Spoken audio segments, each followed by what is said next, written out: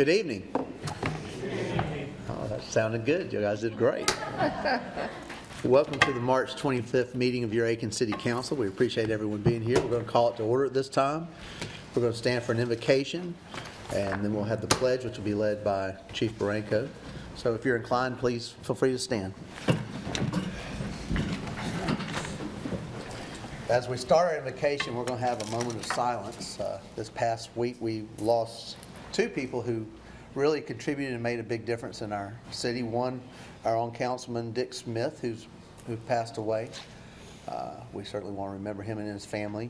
And also Miss Rosamond McDuffie, who passed away at the age of, 97. 97, and spent a lot of those years contributing to make Aiken a better place.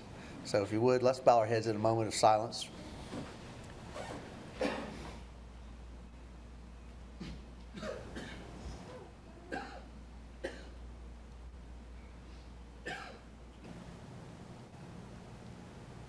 Most gracious Father, we're thankful for this opportunity to come together to tend to the business of the city that we love. We just pray that your blessings would be with each one of us who have gathered here and the families that are represented.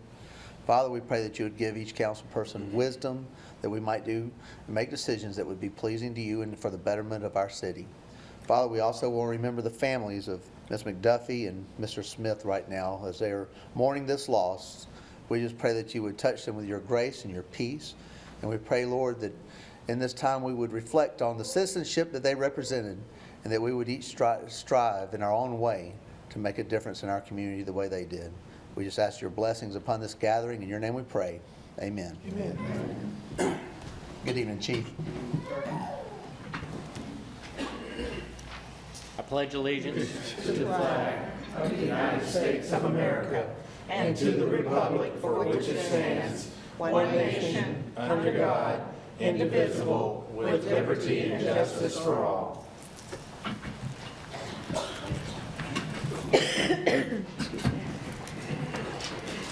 As is our custom, we want to start by going over the guidelines for addressing council in our meetings. Meetings are public forums in which many opinions are expressed, and the business of the city must be conducted. As such, disciplined, honorable, and professional decorum is paramount. Courteous and respectful communication is expected. During public hearings, all questions and statements from the public shall be directed to the chair. If you wish to speak, please raise your hand and I will most certainly recognize you. Please approach the podium and state your name and address. In order to allow an opportunity for everyone who wishes to address council, speakers should limit their comments to the subject being discussed. Each speaker will be given 5 minutes to address an issue and may only address an issue once unless questions from council are posed to the speaker. And at this time, I'd like to recognize our Mayor Pro Tem, Ms. Gail Diggs, for additions and deletions to the agenda. Mayor Pro Tem. Good evening. Mr. Mayor, I have one addition to the agenda. Under presentations, I would like to add number 2, a proclamation recognizing April as Pickleball Month. And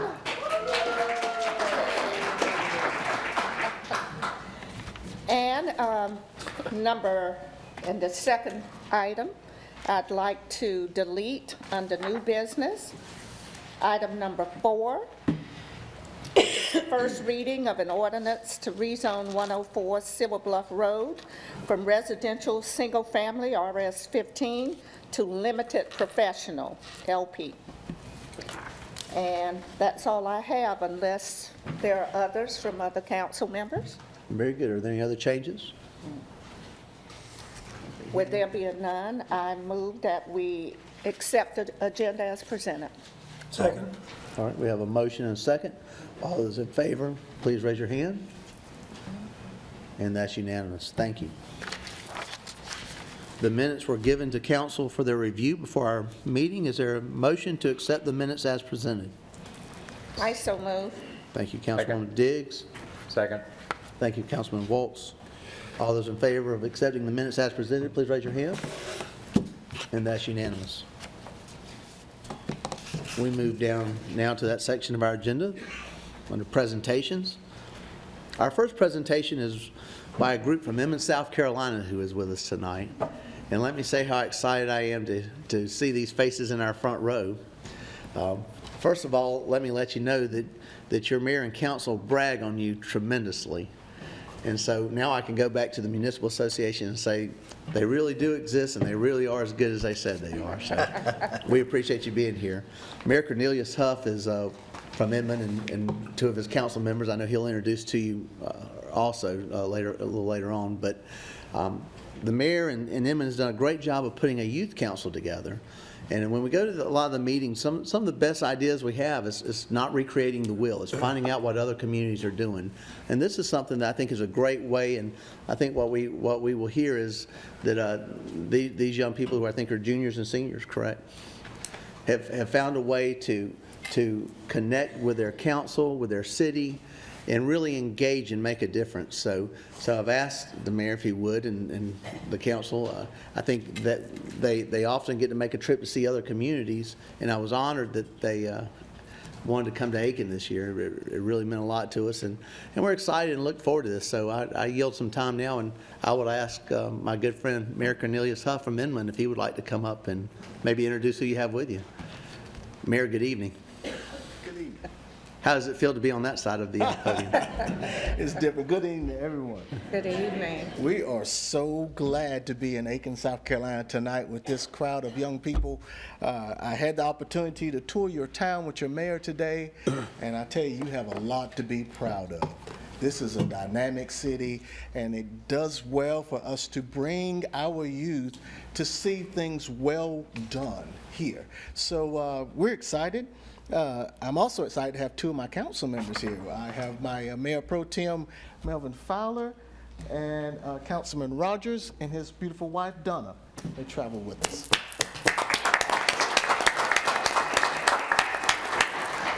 We believe in our youth, and back in 2014, when I was elected mayor, we had a breakdown between our youth and our city. And I tell you, if you don't involve your youth, you won't have a future. So we were fortunate enough to have two teachers that at our high school that I went to and spoke with, and both of those teachers are here tonight, Miss Susan Hall and Miss Nunemaker. She actually moved to Somerville, but she is so happy to be here with us tonight. She lives so close. Thank you for coming. But Mayor, I'm going to quit talking because I want the youth to tell you what they do for our beautiful city and what they can do to partnership with you to tell you how to reach out to your youth and listen to them, because they have made some huge impacts for the city of Inman. So at this time, I'll invite the youth council up to take over, and I'm just going to sit down. All right.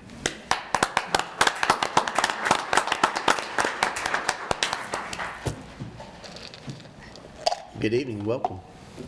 So my name is Madison Morgan. I'm the president of the Mayor's Youth Council, and I'm going to kind of tell you what we do, or like kind of what we are. So we're a group of 11th and 12th graders that apply to be on the Mayor's Youth Council because we have a passion for our community and want to bring new things to our community. And so we work alongside with the mayor, and we take ideas from Chapman, which is our high school where we're from, and bring them to the city council meetings every month, and hope to bring new ideas to the city. So Gracie's going to tell you a little bit about what we do and some events that we have done. So, sorry, have to bear with me. I lost my voice a few days ago, so I don't normally sound like this. A few days ago, some of the events that we've done over the past, for us, 2 years, because we're on it, junior and senior year, you can see listed here, but I'm just going to talk about our movie night. So Maddie and I, I'm the vice president, we sat down this past summer and we're like, okay, we want to do something different, and we were trying to figure out a few ideas, not only that will apply to high school students, but just our entire community in general. And one thing that we came up with was a citywide movie night. So we were like, okay, we're just gonna go for it and see what we can do. So we did all the planning, from contacting the vendors to the movie screen to picking out the movie, to all the advertising. We did everything.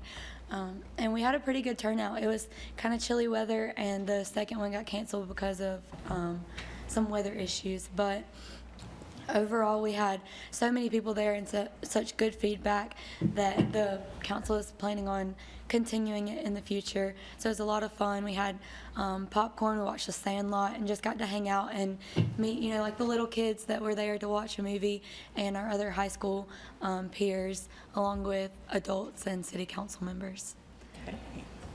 Very good. Hello, council and Aiken. I'm Paul, and I'm senior. I've been in the Mayor's Youth Council for 2 years, and I'm here to talk to you guys about the community garden.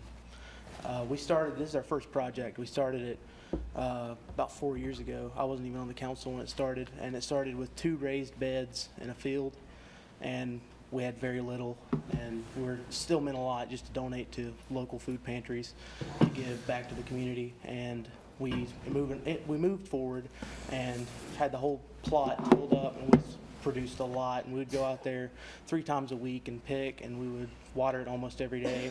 And we ended up donating a bunch to the churches around the area, and it really just helped the community out a lot. And that's it. Did the city provide the land for you? Yes, they did. Yes, ma'am. Wow. How many acres? I don't know for sure, but It I was think probably about one. One. about one. Very good, very good. Thank you,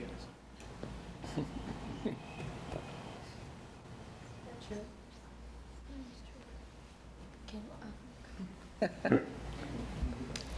Hello, council. Hello, Aiken. I want to talk to you about the trips we've taken. 2 years ago, we took a trip to Lake City, and we spoke at a high school there because they wanted to start their own mayor's youth council.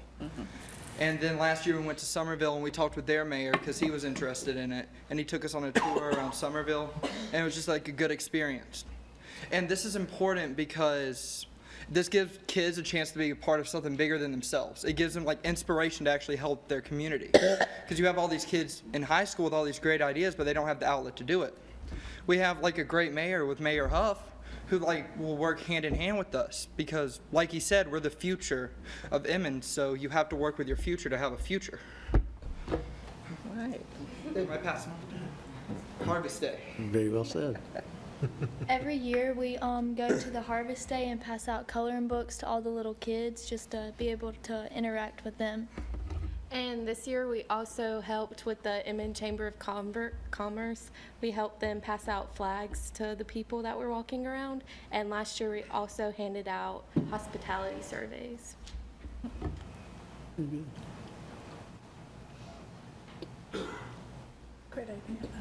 Hi, council members. My name is Kirby Brown, and I'm the secretary of the Mayor's Youth Council.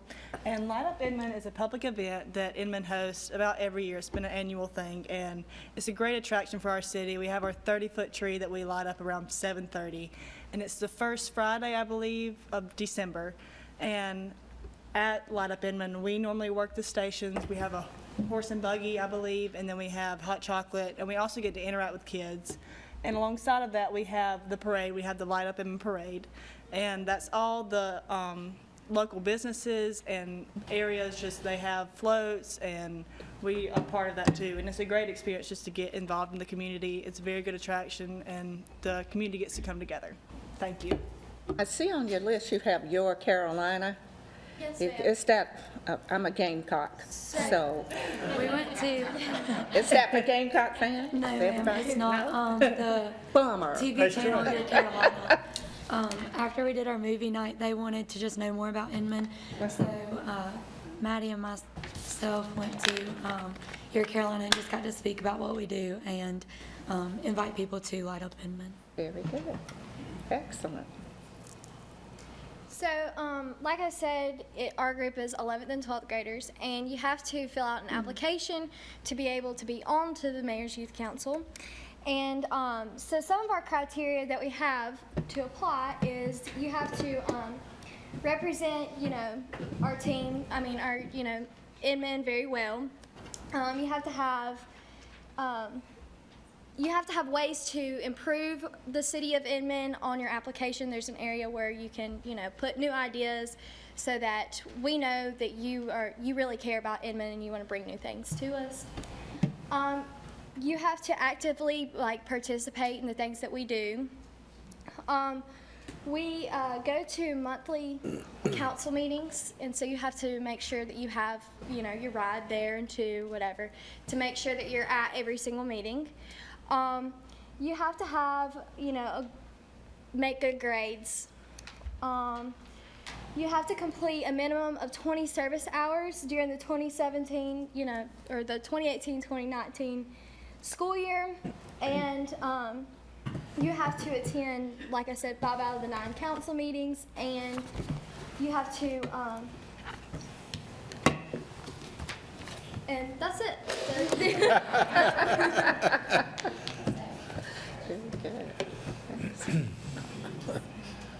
Yeah, so, like Maddie said, if you have any more questions, just ask us. We have some applications that we'll give y'all, just as an example, if you wanted to incorporate here on city council, mayor's youth council. Thank you. I have a question, Mr. Mayor. Yes. Just as we're sitting in this platform here, have you had some of the youth council members sitting side by side with a council member how about- at an active meeting going on? I can answer it this way. We Okay. allowed them to actually run our council meeting in January. Wow. They have watched us for so long how order is performed. Right. We turned it over to them. As you see, I'm sitting back. I said, go for it. And they actually ran the entire meeting. They had any questions, they would ask me, boom. They're that good. If you just release them to do the job. So, but Excellent. we do have some gifts for you, and we have a special gift for you, Mayor Osborne, from the city of Inman. There's those other ones out there, buddy. Good. Thank you. And this is a pen for each of you guys. Oh, wow. Thank you. Thank you. And again, thank you for allowing us to come to your city. Well, thank you. We're having a good time, and we're looking forward to it tomorrow also. Now, Maddie, do you meet at school? How does the meetings? So we have meetings during what we call SSR, which is normally like 15 minutes every day. And we normally try to meet at least once or twice a month, just to kind of talk about what we're going to do that month and everything else. And like I said, we go to council meetings every month, so we meet then too. Okay. What do you think you've learned from all this? What have you guys learned, some of you? Well, we want a lot of responsibility, like I said, like running the movie night, having to plan everything, and, just getting out and, speaking how you feel out in public so that your voice is heard. How many of you want to run for public office? I think it'd be fun. That's perfect. Good. Don't put me out of a job this year. Well, I think you're okay, Mayor. I think they've got your back. let me say how honored we are that you chose Aiken to come to your presentation and tell us about. It's a program. I've actually spoken with our school superintendent and some school board members, and it's something that we would like to put together some form so that we can engage and have that communication like y'all guys have so successfully demonstrated. And I would just say it's not just about being leaders for the future. I think that you guys are demonstrating that you're leaders for today as well. And congratulations on having your voice heard. Well done. Thank you. Thank you. Well done. Thank you.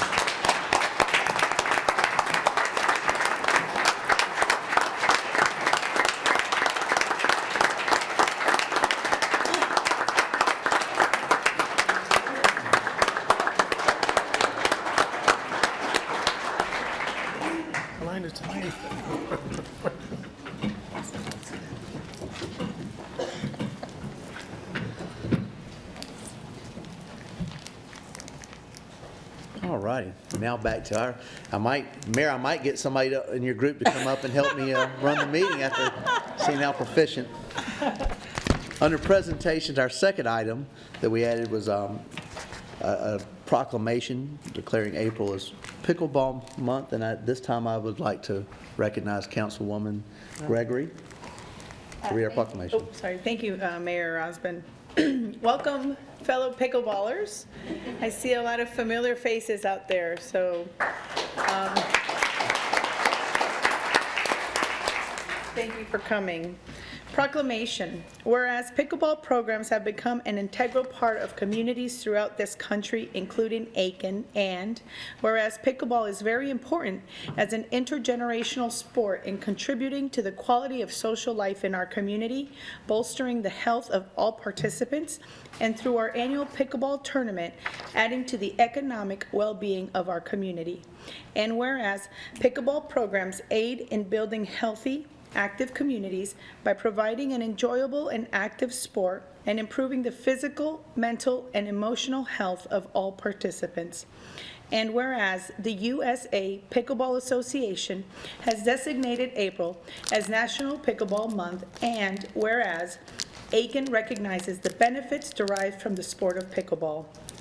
Now therefore, be it resolved by Aiken City Council that April is recognized as National Pickleball Month in Aiken, and we invite our citizens to pick up a paddle and ball and experience the physical, mental, and emotional health pickleball brings to our community.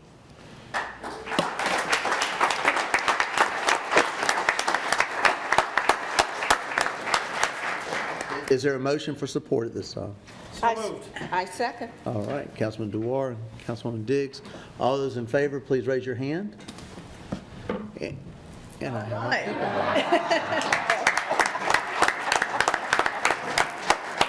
been waiting to do that for 2 years. I'm so happy that y'all are here. This is great.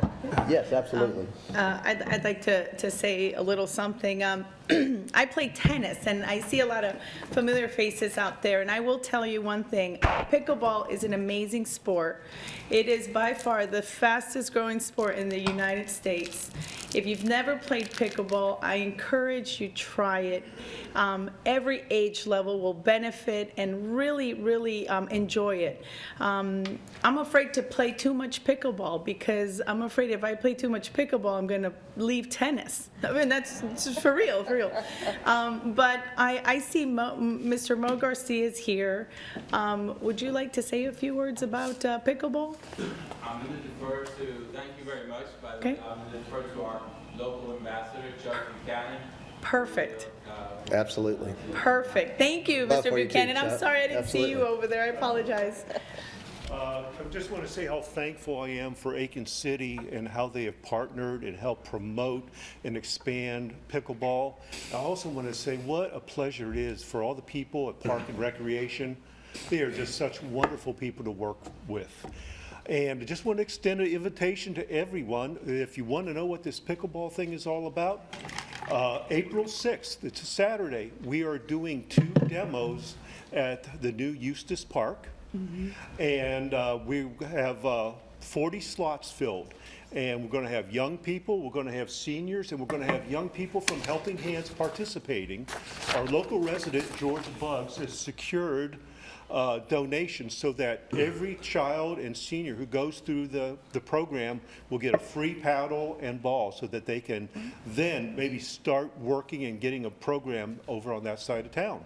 Excellent. And then on Saturday, April 27th, with part of USCA's first senior expo, they asked us to do a small round robin pickleball tournament.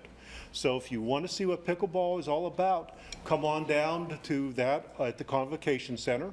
We are going to keep 1 court open just for anyone who's interested, and the Piccadilly people will be there, and we will be glad to show you what this is all about. But again, thank you for all your support. Well, thank you so much. We're going to ask you to stay put. We want to present this presentation at this time.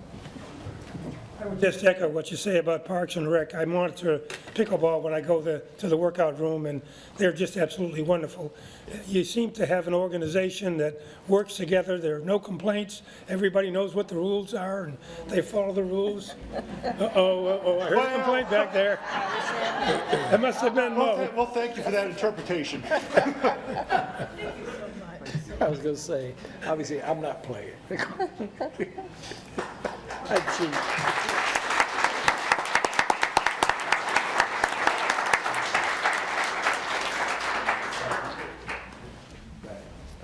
And Mr. Mayor, in addition to the paddles that George Buggs has acquired, he is also, I think he'll have some art for sale that he did, he's a local artist. That's exactly So right. he has some art that he will be featuring at one of the events as well.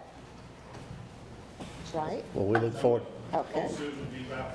All right. we look forward to seeing it. Thank you. Thank you for coming out, everyone. Yes. Great crowd. Great crowd. Absolutely.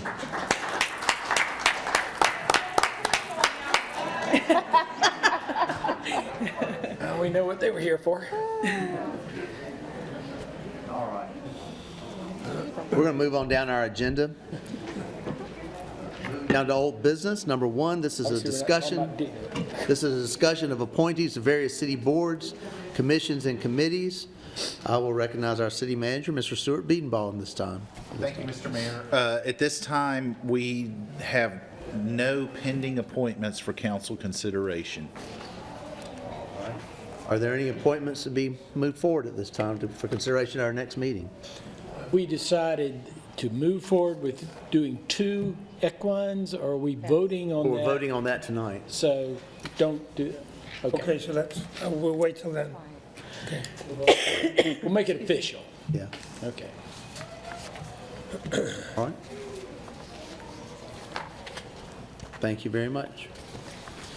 Moving down to number 2 under old business, this is a second reading and public hearing of an ordinance to rezone property at 131 Silver Bluff Road from Limited Professional LP to Limited Business LB by title and ordinance amending the zoning of property located at 131 Silver Bluff Road from LP to LB. Is there a motion? So moved. Thank you, Councilman Jardo. Is there a second? Second? All right, thank you. Councilwoman Gregory, comments from staff. Thank you, Mr. Mayor. The applicant has requested rezoning of the property from limited professional to limited business. The applicant plans to operate an eating establishment at the site, and the current zoning does not allow for that.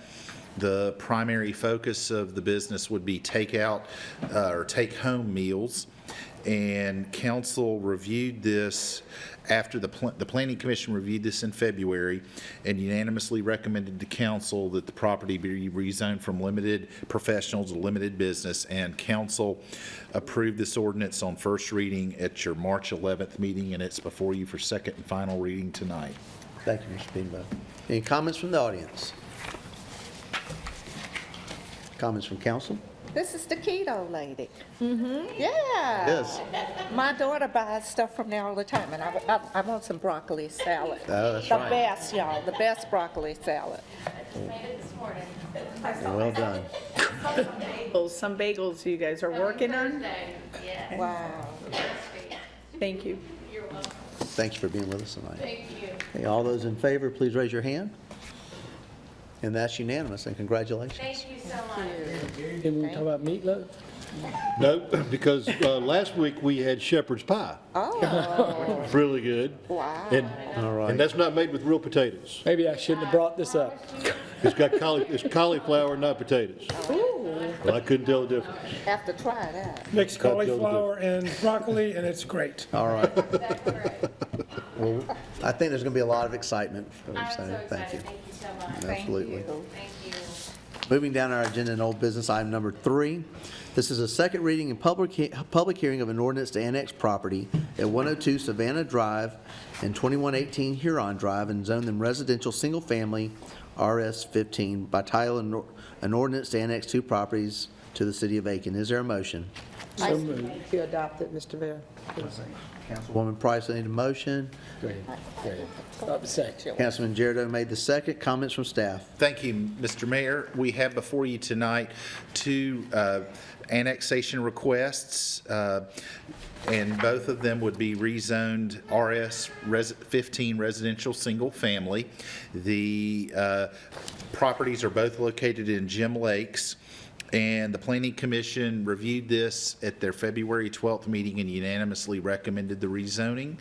And City Council heard this at your March the 11th meeting, and it is before you tonight for second and final reading. Thank you, Mr. Beedenbaugh. Any comments from the audience?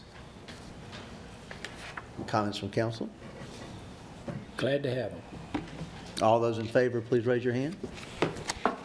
And that's unanimous, thank you.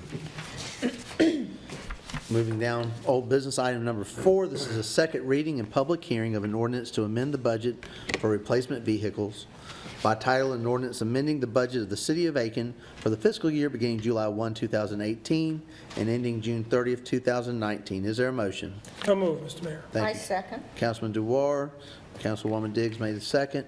Comments from staff? Thank you, Mr. Mayor. We have before you a budget amendment for replacement vehicles. The first was a public safety vehicle damaged beyond repair, and it was the fault of the non-city vehicle.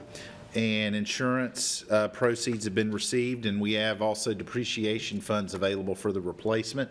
And the second is for an engineering and utilities vehicle that was ordered last fiscal year, but it was not received until this fiscal year, and we need to account for that in the budget.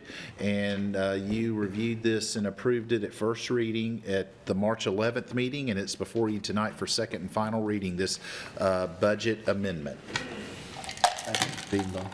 Any comments from the audience? Comments from council?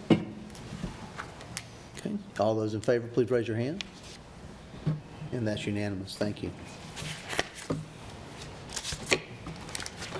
Moving down to old business, item number 5. This is a resolution authorizing the acceptance of a deed of dedication for sanitary sewer utilities in Somerton Village from Beasley Development Incorporated. Is there a motion? So moved, Mr. Mayor. Thank you, Councilman Duar. Is there a second?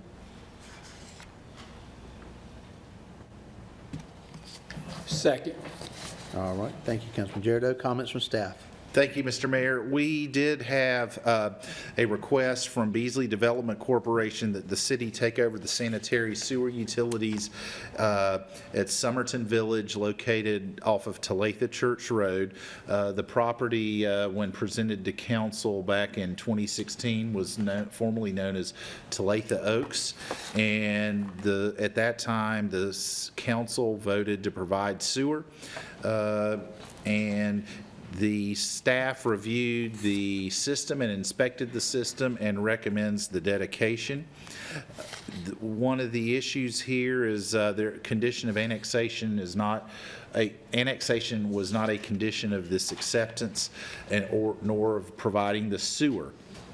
So at our March 11th meeting, we discussed this issue, and council asked that it be continued for additional discussion. And we have before you tonight the resolution authorizing the acceptance of a deed of dedication for these utilities in Somerton Village from Beasley Development. Thank you, Mr. Beebo. Any comments from the audience? Yes, sir. Please.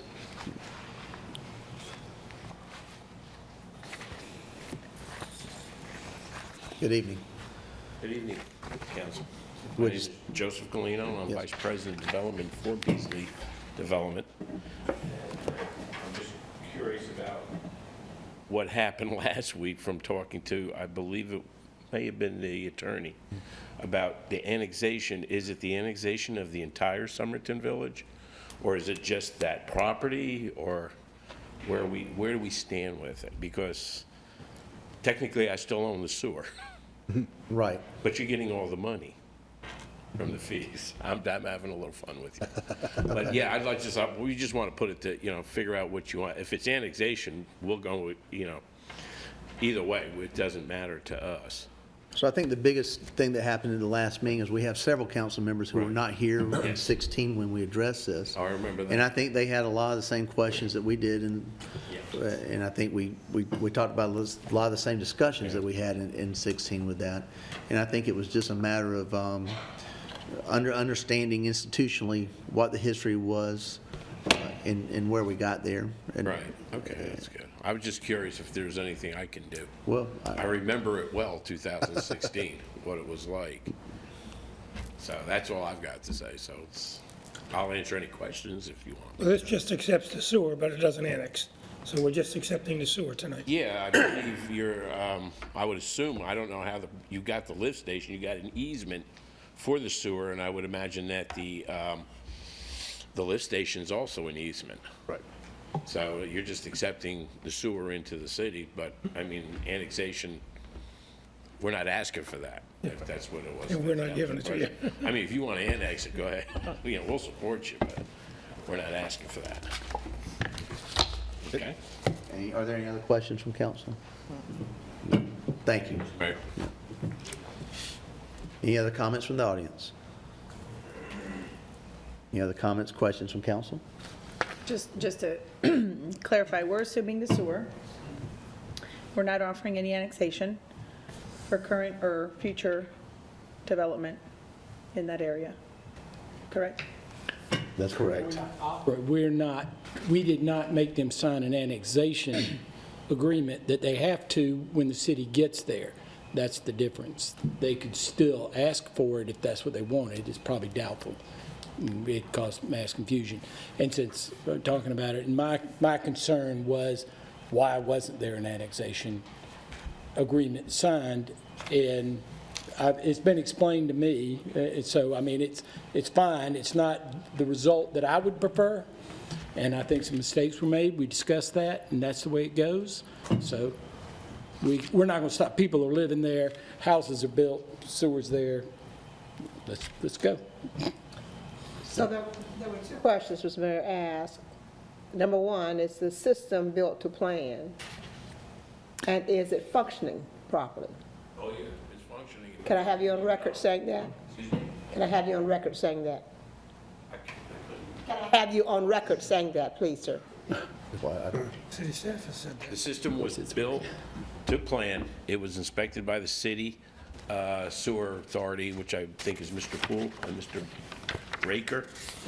We provided a bond, which we were supposed to do, which is for the warranty on it.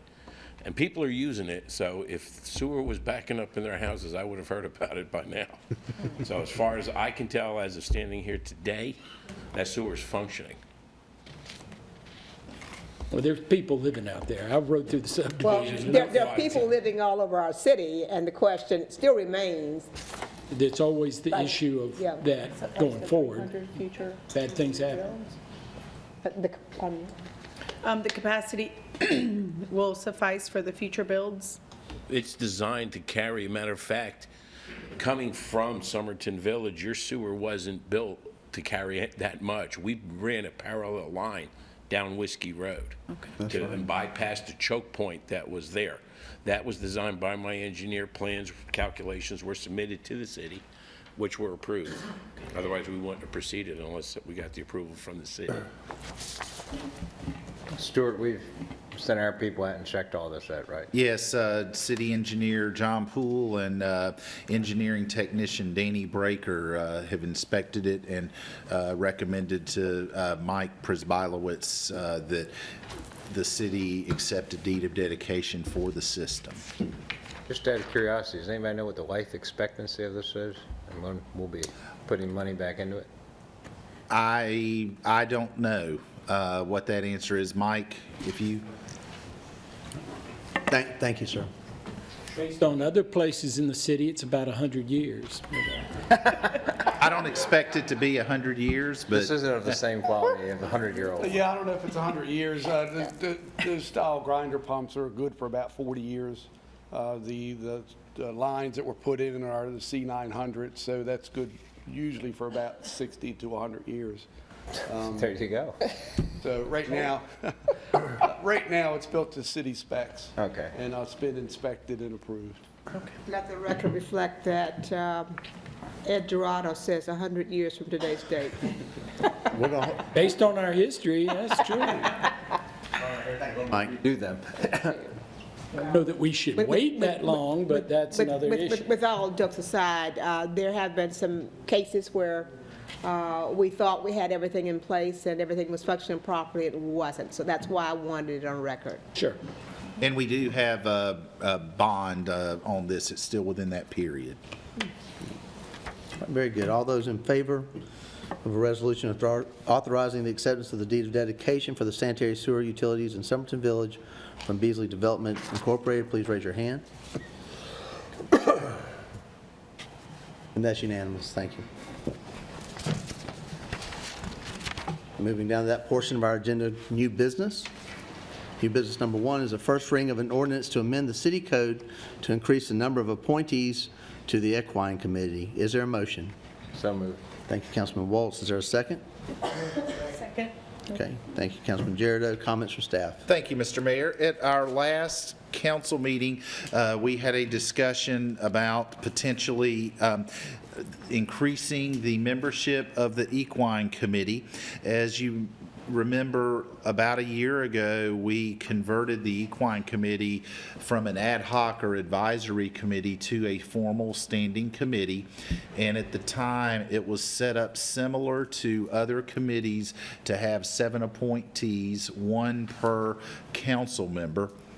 However, after additional discussion and research with the old Equine Committee individual members, there are a large number of equine disciplines within the community that that we felt like having 14 members would be better representative of the issues that the equine industry face in this city.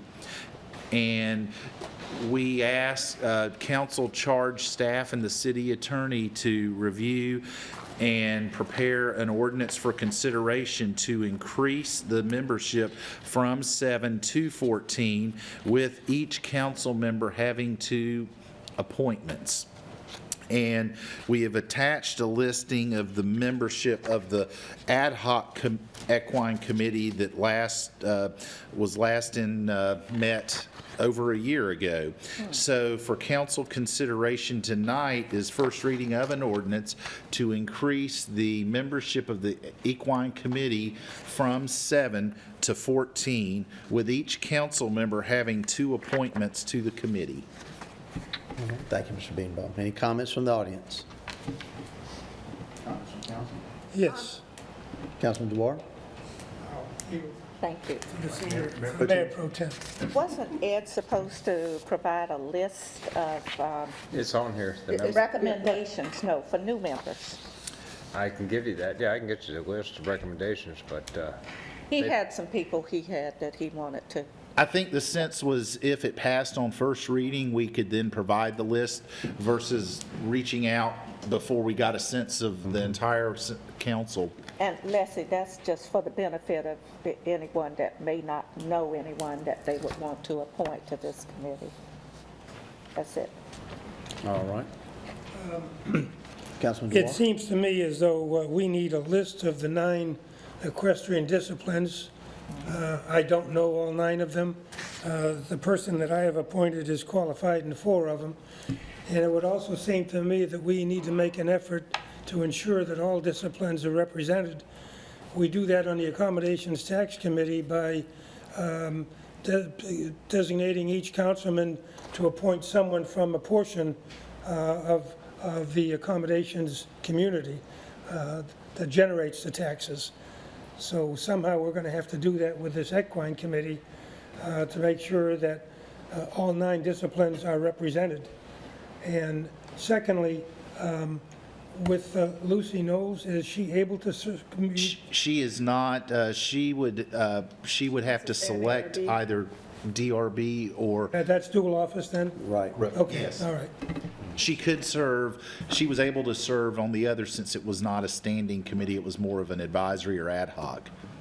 So will my somebody? understanding is decided to she's stay on. probably going to go with DRB. Yeah, yeah. She confirmed that to me. Yeah, that's what I thought, but I wanted to check.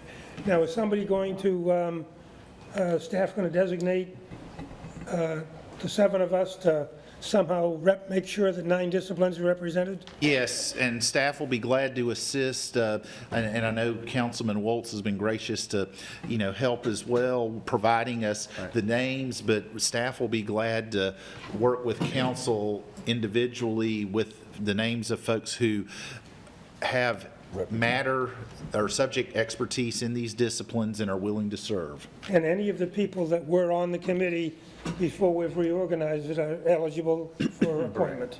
That is correct, except Ms. Knowles. Except for, yeah. With the dual Yeah. office holding Okay, thank you. provision. All right. Any other comments? Okay, all those in favor on first reading of this ordinance change, raise your hand. That's That's unanimous. Thank you. Down to new business item number 2. For coming. Thank you all. Be Thank you. careful. Watch out, it's raining. Enjoy your Put on visit. your windshield wipers Yes. and your lights.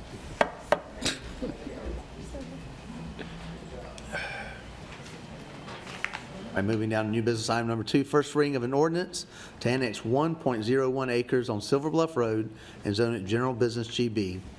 By title, an ordinance to annex to the corporate limits of the city of Aiken, property located on Silver Bluff Road and zoned to the same general business. Is there a motion? So moved. Second. Councilman Jericho, seconded by Councilman Dewar. Comments from staff. Thank you, Mr. Mayor. Treats of Aiken LLC is requesting annexation of a 1.01 acre parcel at the corner of Hamilton Drive and Silver Bluff Road. This property, we recommend being zoned general business. It would be consistent with the surrounding businesses that are in the city. The property does have water and sewer availability, and we have, at this point, not received a site plan at the time the memo was drafted.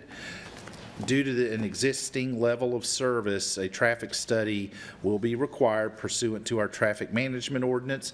The Planning Commission reviewed this request March the 12th and unanimously recommended the request to annex and zone general business, and it is before you tonight for first reading. Thank you, Mr. Beanbaum. Any comments from the audience? Any comments from council? Just one concern, and that is, given the rating of Whiskey Road at that location, I would hope consideration would be given to access the facility from Hamilton and not directly from Whiskey, but that may be... Silver Bluff, you mean? Silver Bluff. Silver Bluff, yeah. Yep.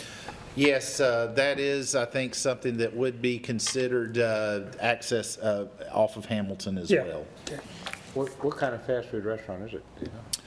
A representative here, I believe. Good. Good evening. My name's Jim Wilkerson with Wilkerson Architects. I'm the architect of record for the Dairy Queen, or Treats of Aiken. There is right now a curb cut off of Hamilton on the back side of the property to get in, and that is the one of the main drives into the drive-through, the swing around, as well as the one that's off of Silver Bluff. So, and we are looking at, apparently the Masters has gotten in the way of the traffic study, and it's hard to get somebody to bite a couple of weeks before, but we do have them lined up, and they'll get here just as quick as they can get the contract signed and feel comfortable they can get out here to do this. So you will be located in front of Burns Dance Studio? That's correct. Is That's that right? correct. No, sorry, I didn't know. And it is a Dairy Queen? It is a dairy. It's a full-blown Dairy Queen.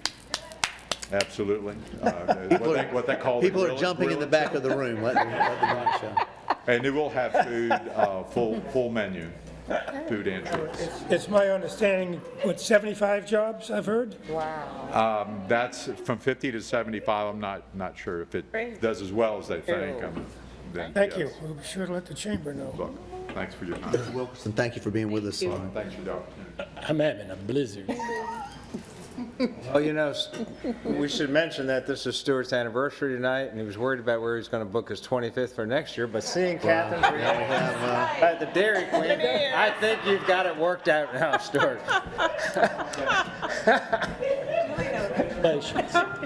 But Catherine's in the audience. She wasn't supposed to hear that. All right. Try that, and there won't be a 26th.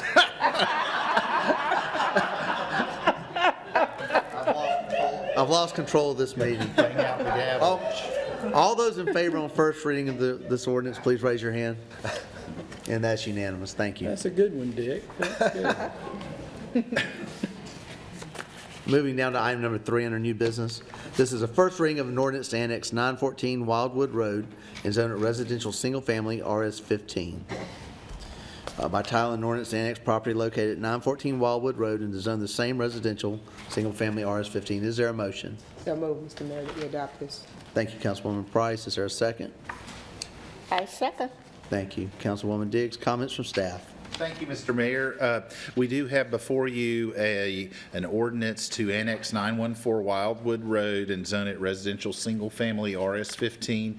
The Planning Commission heard this request, considered this request at their March 12th meeting, and unanimously recommended the annexation, and it is before you tonight for first reading. Thank you, sir. Any comments from the audience? Comments from council? This is actually contiguous from the property below it, is it not? That is correct, Councilman Gerardo. Yeah, that's interesting. That's a good thing. All right. All those in favor, please raise your hand. And that's unanimous. Thank you. Item number 4 has been removed. Moving down, new business to item number 5. This is a first reading of an ordinance to rezone 4 acres on Richland Avenue East from industrial to general business. Is there a motion? I so move. Thank you, Councilwoman Diggs. Is there a second? Second. Councilman Gerardo, comments from staff. Thank you, Mr. Mayor. We have before you tonight a request to rezone a 4-acre vacant parcel at Richland Avenue and Beaufort Street, and also bounded by Barnwell and Gaston Road. It is currently zoned industrial, and the request is to rezone to general business. The applicant proposes to build a convenience store and a liquor store on approximately half of the 4-acre parcel. The remaining property will be available for future commercial development, and the parcel is within the Old Aiken overlay, which requires approval of all elements visible from the street right-of-way pursuant to a certificate of appropriateness process. And the Planning Commission heard this at their March 12th meeting and unanimously recommended to council that the property be rezoned from industrial to general business, and it is before you at first reading this evening. Thank you, Mr. Beedenbow. Any comments from the audience? Comments from council? Oh, there's a gentleman. Yes, sir. Good evening. Myself, Atul, thank you for giving me opportunity to speak about this. Yes, sir. And I'm the owner of Tulsi Raj INC, that's what we And if you are would, just for the record, would you state your name and address? Yes, sir. My name Atul Patel. I'm living at 118 Sierra Drive, south side of Yes, sir, Mr. Patel. Yes, sir. And I'm doing the business on the right across the street on the corner of the Beaufort Street and the Barnwell Street as a Tulsi Raj INC since 11 years, since 2007. And as we are growing with the numbers of our business, and that's what the demand, and we are in right now with the lease property, we have a lot of limitation regarding that space and other stuff. So that's the reason we are trying to move ourselves from the other side of the. Yes, sir. That's what it is. Thank you. Thank you for being with us tonight. Any other comments from the audience? Okay. Any comments from council? I think their store has probably sold more winning lottery tickets than any other in Aiken. Okay. Good to know. Need to go buy lottery tickets there. Just telling you. Just All right. saying. All those in favor on first reading, please raise your hand. And that's unanimous. Thank you. Moving down to petitions and requests. Item number 1, this is a request for approval of bid to spend funds from CPSC 3 for resurfacing of city streets. And I'm going to ask our city manager to give us a little explanation first before I take a motion in a second. So, Mr. Beedball. Thank you, Mr. Mayor. We do have this approval of a bid request before you tonight. It is to spend up to $517,562, which includes a 15% contingency, to do the following: pave the roads listed that are city maintained, and install bike lane markings on Hampton Avenue from York Street to Camellia Street. And staff reviewed bids and recommends awarding the project to Satterfield Construction of Greenville for the amount listed, $517,562, which is their bid plus a 15% contingency, and that is before you for consideration this evening. Thank you, Mr. Beanbaum. With that, is there a motion? I so move. Thank you, Councilwoman Diggs. Is there a second? Second. Okay, thank you, Councilman DeWar. Any comments from the audience?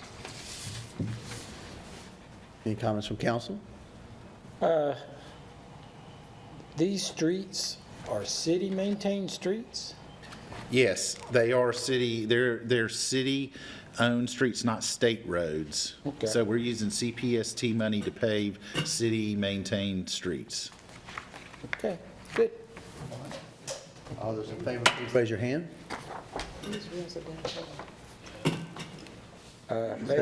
Ladies. Andre, Leslie. I'm sorry. I apologize. Okay, and that's unanimous. Thank you. Tough meeting. Moving down. Petitions and requests, item number 2. This is approval of contract for asbestos abatement in houses to be demolished. And I will recognize our city manager for details. We have before you tonight approval of a contract to abate our first set of homes to be demolished under the Demo 200 program. One of the goals of council was that we address abandoned homes, and these properties are before you tonight to allow ACES, which is Alternative Construction and Environmental Solutions, to abate the asbestos, and they helped us by obtaining bids and appropriate air monitoring and disposal of the asbestos. Friable material will be taken care of as part of the contract for these 8 properties. Very good. With that explanation, is there a motion at this time? So moved. I second. Councilman Jarrett made the motion. Councilwoman Diggs made the second. Any comments from the audience? Comments, questions from council? How soon do they begin?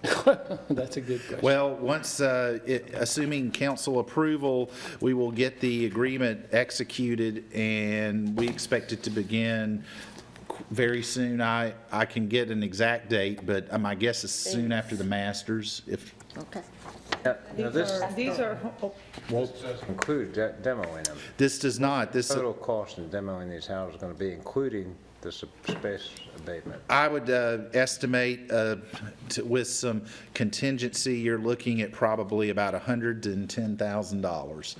About $36,000 for the air monitoring and the removal of the material, and up to $10,000 per house for demolition. So you're for all 13.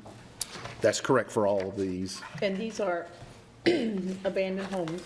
That's correct. Nobody's going to keep ownership of that land. No, the homes, the properties will continue to be owned by the property owner that is participating in the Demolition 200 program. This is a far greater cost than was anticipated on this. Yes, again, we've got the money budgeted for it, and the cost is higher because at the time we were copying the Rock Hill and Greenville model, where we didn't believe we would have to abate the asbestos, but DHEC has told us that we will. Then they don't have to. No, they have to now. They have to now. Well, They were not following protocol. I mean, we have money appropriate, but that money was to do many more houses than just this. That's correct. And we do have we have about over $250,000 set aside. This is kind of the first batch of homes to begin for demolition. And we've got this will leave about, at last count, a dozen homes, I think, still in the Demolition 200 program. If we Struggle with abate that these houses, what's going to be the value of the property? It'll be unimproved property. It will depend a lot on the location, but the value of the property with an unimproved lot, I guess it would vary based on location, but I would say unimproved lot in these neighborhoods would be less than $10,000. And we're going to have how much in each one? Pardon? We're going to have how much in each one? I would say approximately $10,000 to $15,000. There's 8 of them being There's 8 abated. of them, right? And there's Correct. How many 13, there's total? 13 in queue, but there's 8 of them that have to be 13 in abated. addition to the 8? No, 13 total, but 8 of those have to be abated.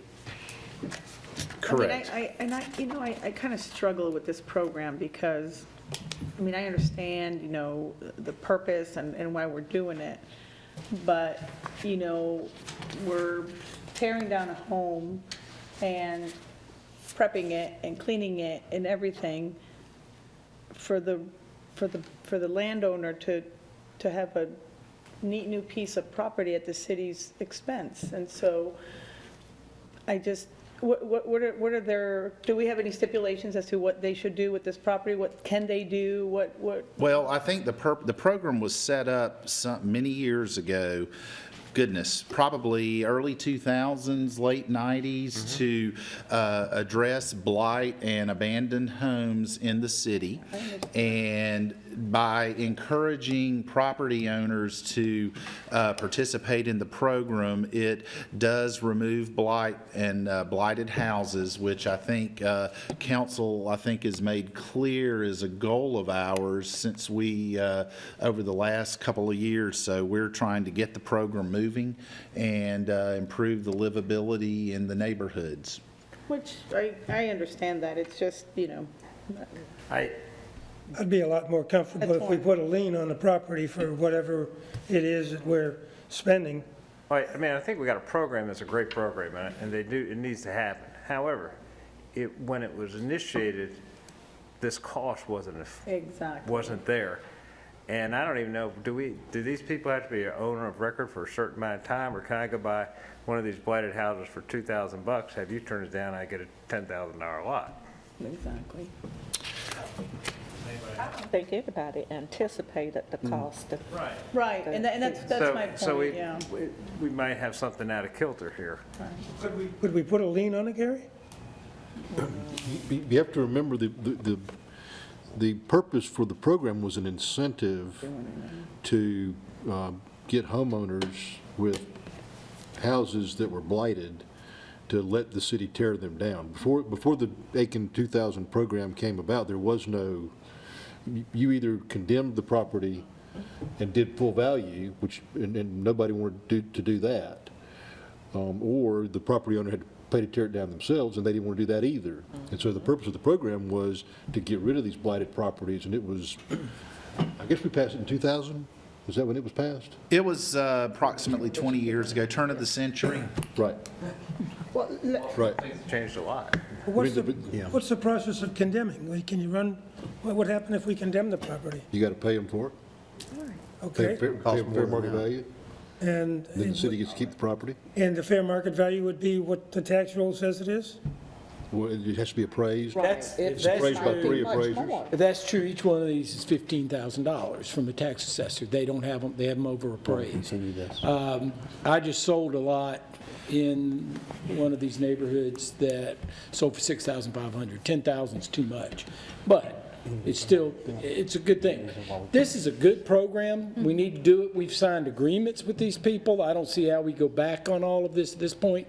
But to go forward in the future, we probably need to stop and look at it and say, okay, what's the fairest way to go about doing it after we get this done? I said it'd be a learning experience. Yeah, that's right. I'm going to say, there's a gentleman who actually wanted to address council, and I missed earlier. I apologize. If you'd like to come up, I agree with Councilman Chardo on that. Totally.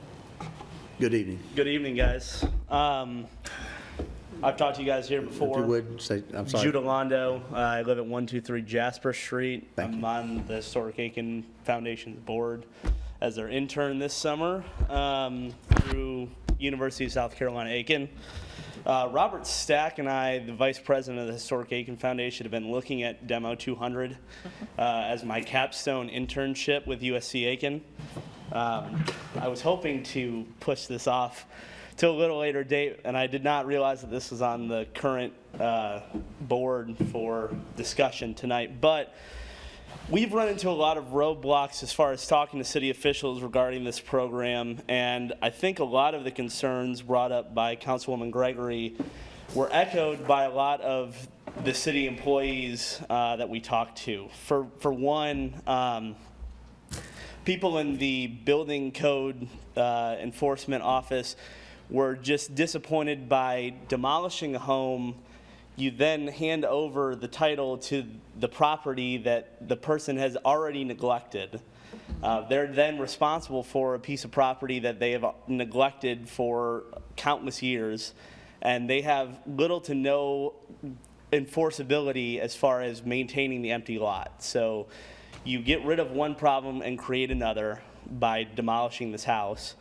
So one of the options that we looked at was, you guys just passed amended section 10.4 to the nuisance property violations, and we would really like to see 10.4 really go through its paces with these properties, because we've heard good things from the building code department as far as there's been a lot of response from people that they have not been getting usual letters from, as far as, delinquent owners and heir properties that haven't gone through probate or haven't felt the need to go through probate or haven't, had the stick in the butt to go, deal with these properties. And we'd really like to see, obviously you guys do have a legal obligation to fulfill the demolition of the properties that you've already signed up for. We understand that.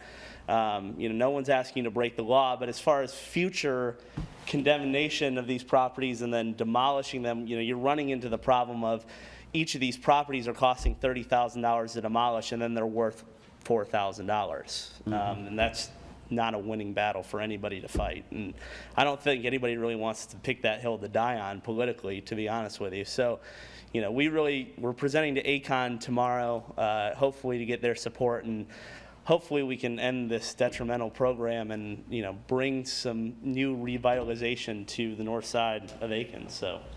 Let me just ask, and so if you've gotten this far with your discussion, right, as you deal with poverty, right, you're dealing with poverty, right, you're dealing with inherited property, right, that people have no means of paying for this property. You're also dealing with individuals in that same block or that same neighborhood, right, that will maintain their property, so the property next to them or behind them will be devalued based on that existing house that is dilapidated. So all those circumstances exist, but yet you have someone that inherited something that they cannot maintain. Correct. So you're saying let that remain there until it falls down and devalues, and you've got crime coming to the neighborhood. Absolutely not. That is. So what has been discussed as a as a means of solution? Correcting it? Yes. Okay. So as part of the amended 10.4 building code enforcement, there is obvious non-voluntary demolition options for homes that are condemnable. By that we mean, you can talk to property code enforcement people, but houses that are beyond 50% of their value to restore to livability standards. Right. There are plenty of options for those people that, if you can't afford to demolish your house, something else needs to be done about it. You need to either put it on the market, you need to, donate it to a nonprofit that could use the property, and we spoke to Habitat for Humanity because we'd like to see them use their energy to take these houses that are perfectly livable and take their money and rehab these houses instead of demolishing them as part of an integral part of their neighborhood. But they would still have to pay the money to clean them up. Right, but that is not $30,000 worth of, right? I mean, not to mention, these people, most of the people that have been served notices for tall grass are habitual people that have been served notices for tall grass. That is correct. And let me just say that I've seen and heard the Habitat plantation, Habitat presentation. Right. And frankly, I accept many parts of that presentation. Right. It is a good proposed right. discussion to have with that plan. Right. And that's not the only option. We're really looking into a broader scope of things. One thing that we thought about, there's a couple smaller municipalities that organize a vacant property registration. So for people, no longer is it acceptable just to, leave your heir property vacant and have no one know about it. What is required foremost, because it's education. Right. And let me just say that when someone has passed, leaves this property to someone, and you're poor, you don't have the resources to improve it, that is all people think they have. Right. So there has to be an education to the community based on circumstance as to why these things that will be done. For sure. Or have been approved to be done. For sure. And it takes a lot. That's the only treasure they have. Right. Based on their attachment to what's been left behind for Julie, them. let me say, I think there's going to be a lot of issues that we probably, moving forward, can work sure. through. For sure. Obviously, we have a question before us tonight, but, and we have met with Mr. Stack numerous times and look forward to moving forward. I had a lot of the same questions Ms. Gregory had in regard to the demolition 200, and I know staff is tired of me asking questions about that. So I think moving forward, after tonight, we probably will have a work session where we can work through some of these issues and look forward to working with the association on those. So. And I just want to add real quick, you've been tasked to go out there, investigate, research, and find options. Correct. And I love that. So we, on council, and not speaking for everybody on council, but would love to hear what you find, because I think options, especially for low-income people, where they can create a livable environment from something that's just broken and dilapidated, is really the direction we should go in. And so I encourage you to really work really hard, find those options, and bring them to us. We'd love to hear them. Right. We're working hard on that. So if you guys are free tomorrow, 6:30 p.m., little plug. I think we'll have a lot of opportunity. Awesome. Perfect. Thank you, guys. Thank you very much. Thank you for your comments. So this is a memo to approve what is on this list? Correct. We're looking for it.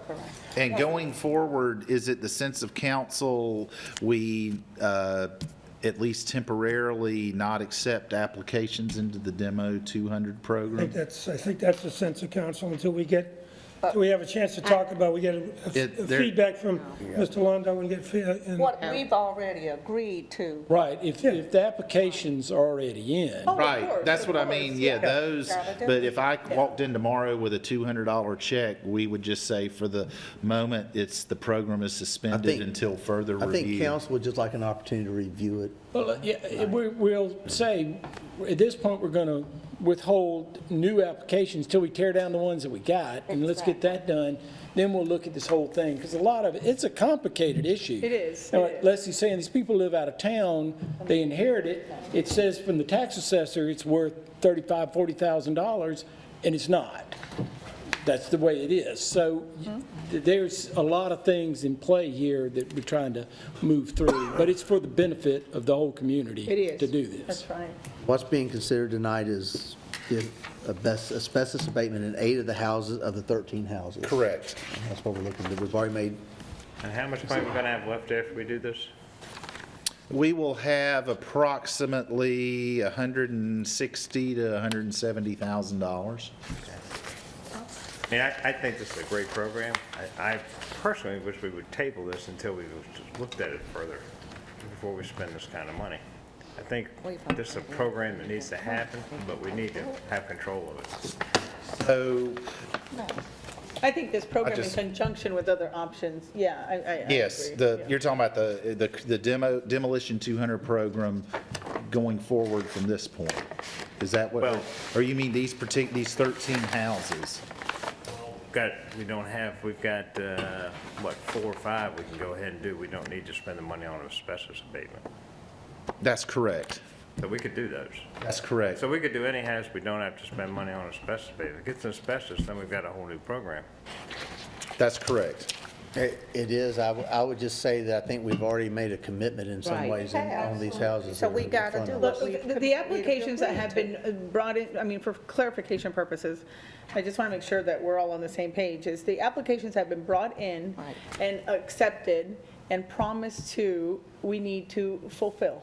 Of course we do. I think your suggestion, Stuart, as to any new applications, maybe we do revisit, like Mayor Osmond suggested, having a work session so we can discuss the different options and the current program at hand, which, to your point, is a good program, but I think the parameters are starting to get a little hazy, and we need to kind of reel it back in. Well, it is as far as these programs go, it has not really been reviewed since its inception. It's time for a review. So we can certainly do that. Who's checking them for the asbestos? Who's checking them for asbestos? ACES, this Alternative Construction and Environmental We're Solutions. paying them a fee to check them. That is correct. What are we paying for that? I do not have that number right now, but I'll get that. All right. All right. And maybe at the next meeting, can we get an update on some of the responses to the letters that have gone out for the nuisance ordinance that we passed? Yes, Okay. yes. All right, the question for council. Mr. Erb has a question. Sam?